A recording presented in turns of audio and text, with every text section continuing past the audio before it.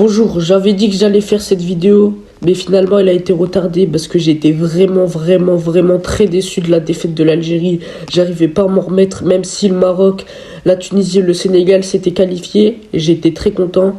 J'ai été très déçu de la défaite de l'Algérie qui m'avait beaucoup infecté.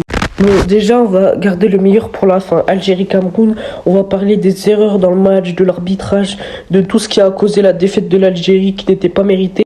On va commencer par parler de Nigeria-Ghana, puis on va enchaîner avec Tunisie-Mali, ensuite Maroc-Congo, et pour finir, le meilleur pour la fin, Algérie-Cameroun. Alors déjà, pour Nigeria-Ghana, on peut noter que déjà il y avait une large domination du Nigeria, mais que vu que le Ghana avait marqué un but à l'extérieur, cette règle de merde qui heureusement a été retirée en Europe, parce que avant le but à l'extérieur en Champions League, j'arrive pas à prononcer, valait pour 2 points, mais maintenant il vaut pour 1 point en Europe, mais cette règle n'a pas été retirée en Afrique, donc heureusement qu'elle a été retirée en Europe. Bref, le Nigeria dominait, mais vu que le Ghana avait marqué à l'extérieur et que le but valait 2 points et que le but du Nigeria valait 1 point, ils n'ont pas pu aller en prolongation et disputer la Coupe du Monde 2022. C'est vraiment dommage. Le premier but du Nigeria avait été marqué par Trost Elgong et le premier but du Ghana qui a été marqué par Thomas Partey. Grâce à ce but, ils disputeront la Coupe du Monde 2022 au Qatar. Bref, j'ai plus trop de trucs à dire sur ce match, à part que le Nigeria avait eu beaucoup d'occasions, qu'ils n'ont pas su les tenir et que c'est vraiment dommage. Ils auraient pu sans doute aller en prolongation et essayer de disputer la Coupe du Monde 2022 au Qatar en fin d'année.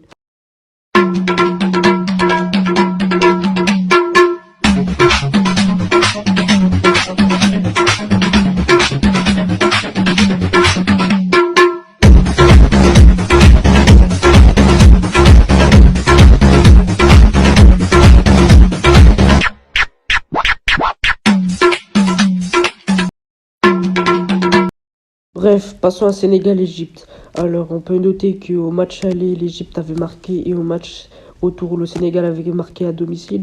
Donc, du coup, le match s'est fini en prolongation, comme à l'image de la CAN 2022. Les deux équipes avaient eu beaucoup d'occasions. On peut noter que au match retour, l'Égypte était en manque, les joueurs étaient blessés, il y avait beaucoup eu de remplacements. Il y avait eu beaucoup plus de possession sénégalaise. Et c'est là que j'en veux au Sénégal. Parce que vous avez eu beaucoup d'occasions. Vous savez que l'Égypte était en manque. Le seul joueur qu'ils avaient sur qui ils pouvaient compter, c'était Mohamed Salah. Pourquoi vous n'avez pas essayé d'aller chercher le deuxième but? Pourquoi vous êtes fini en prolongation? Vous avez eu large des occasions pour aller chercher le deuxième but. Donc je vois aucune excuse au Sénégal. Même s'ils ont fait un très bon match aller et retour, même si c'était un peu moins bien à l'aller, j'aurais préféré que vous marquiez un deuxième but au match à domicile plutôt que finir en prolongation. Même si c'est déjà bien de finir en prolongation contre l'Égypte, même s'ils étaient très mal à ce moment-là. Mais bref, Mohamed Salah, il me fait de la peine parce qu'il ne jouera pas la Coupe du Monde. Déjà qu'il a perdu la CAN, là il perd la Coupe du Monde. Ça doit vraiment être triste pour lui. Et vraiment, j'espère que celle de 2026, elle sera pour lui. De toute façon, là, ça sera obligé parce qu'il y aura 9 places et pas 5. Maintenant, on va passer à Tunisie-Mali. Je ne vais pas soutenir la Tunisie parce que je suis d'origine algérienne, tunisienne, nationalité française. Bref, il n'y a pas grand-chose à dire sur ce match, à part que les deux équipes étaient à égalité du début à la fin, mais sauf que la Tunisie s'est qualifiée parce qu'au match aller, ils avaient marqué un but qui valait pour 2 et ils n'étaient pas à domicile. Sinon, niveau position, niveau occasion, la Tunisie et le Mali étaient à égalité, vraiment, il n'y a rien à dire. Bref, les Maliens, je sais que vous étiez en deuil parce que le Mali a été disqualifié, mais j'espère, Inch'Allah, vous serez qualifié à la Coupe du Monde de 2026. De toute façon, c'est obligé si vous finissez premier ou deuxième de votre groupe, c'est obligé parce que normalement, il y a 9 places et pas 5 cette fois. Donc normalement, cette fois, vous serez qualifié pour la Coupe du Monde 2026, Inch'Allah. On va passer à Maroc-Congo. Par contre, cette fois, je ne vais pas faire un résumé rapide ou quoi. Cette fois, le résumé, il va au moins durer 2-3 minutes. Passons à l'avant-dernier match. Maroc, RDC Congo. Incroyable ce match, incroyable. Rien à dire, le Maroc, vous avez été fort. Mais bref, je vais résumer le match parce qu'il n'y a pas que ça à dire. Magnifique but de Malongo, mais c'est trop tard parce que son équipe perd 4-1. Magnifique match du Maroc. Il dominait 4-1. Rien à dire. D'ailleurs, je suis en train de faire ce débrief en mangeant, les gars. Tellement il n'y a rien à dire. Le Maroc a gagné son match impressionnant. Achraf Hakimi, Malongo et d'autres joueurs ont fait des prestations de malade.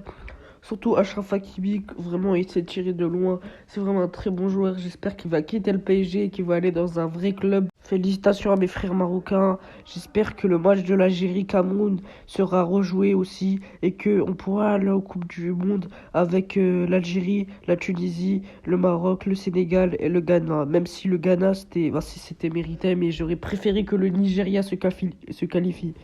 Mais malheureusement c'était le Ghana. Bien joué au Ghana. D'ailleurs, en parlant de Algérie-Cameroun, c'est vraiment un scandale ce qui s'est passé pendant le match. Là, je vais gueuler, là. Je vais plus faire un débris, je vais faire un coup de gueule. Déjà, le premier but du Cameroun, il n'était pas valide, il y avait hors-jeu, mais on ne le savait pas. Il n'y a pas longtemps, il a été confirmé que le premier but du Cameroun était hors-jeu et que l'arbitre n'a pas voulu vérifier la VAR. L'arbitre a été payé 400 000 euros pour arbitrer à l'avantage du Cameroun. C'est inacceptable, c'est du jamais vu dans l'histoire du football. Le match doit être rejoué. Il y a eu une possession des Algériens. Normalement, si tous les buts qu'on avait mis n'auraient pas été hors jeu, les pénaltys accordés, on aurait gagné au moins 8-1. Non, même pas 8-0. C'est inacceptable, le match doit être rejoué. En plus, tous les buts algériens, tous les pénaltys auraient dû être donnés et auraient dû être valides. Le vendredi 1er avril, la VAR, la CAF, l'Algérie de football et la FIFA se donneront rendez-vous pour décider si le match Algérie-Cameroun sera rejoué. C'est inadmissible de se prendre des claques, de perdre à cause de tricheries comme ça. Vraiment inadmissible. Juste parce qu'on a été champion pendant 4 ans, vous êtes obligé de tricher pour vous qualifier.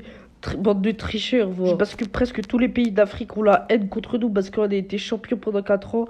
Tout le monde va tricher contre nous, c'est ça? À chaque match, on va tricher, on va payer l'arbitre, hein?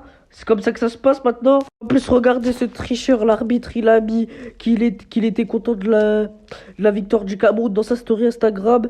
Et après, il dit: ah, les fans algériens, arrêtez de m'insulter. Mais normal, on va t'insulter. T'as vu ton arbitrage de merde aussi. C'est inadmissible. Mais comme en 1988, lors du match France-Belgique, il y a la possibilité de rejouer le match. Mais il faut plusieurs conditions. Déjà que l'arbitre, il faut avoir les preuves que l'arbitre soutenait le Cameroun, qu'il n'a pas fait d'erreur, parce que s'il a fait des erreurs, ils vont juste sanctionner l'arbitre, mais ils ne vont pas rejouer le match. Donc il faut vraiment, comme je dis, que la condition comme quoi l'arbitre était pour le Cameroun et prenait des conditions en faveur du Cameroun soit confirmée pour rejouer le match. On dominait le match, les amis. On dominait, on avait toutes les possessions. À chaque fois qu'on marquait un but, hors jeu, c'est anormal. On dominait, les amis, on dominait. Bref, j'en ai marre de crier, j'en ai marre d'user ma voix, de dire que je suis malade, j'ai un rhume. J'espère que demain, lors des tirages de la Coupe du Monde, j'irai bien. J'espère que le Cameroun va pas tomber sur un groupe de la mort. Comme ça, si le match se rejoue et qu'on gagne et qu'on va en Coupe du Monde à leur place, on aura un bon groupe. Inch'Allah. Bref, à la prochaine, prenez soin de vous et normalement le prochain débrief ça sera sur un match du FC Barcelone.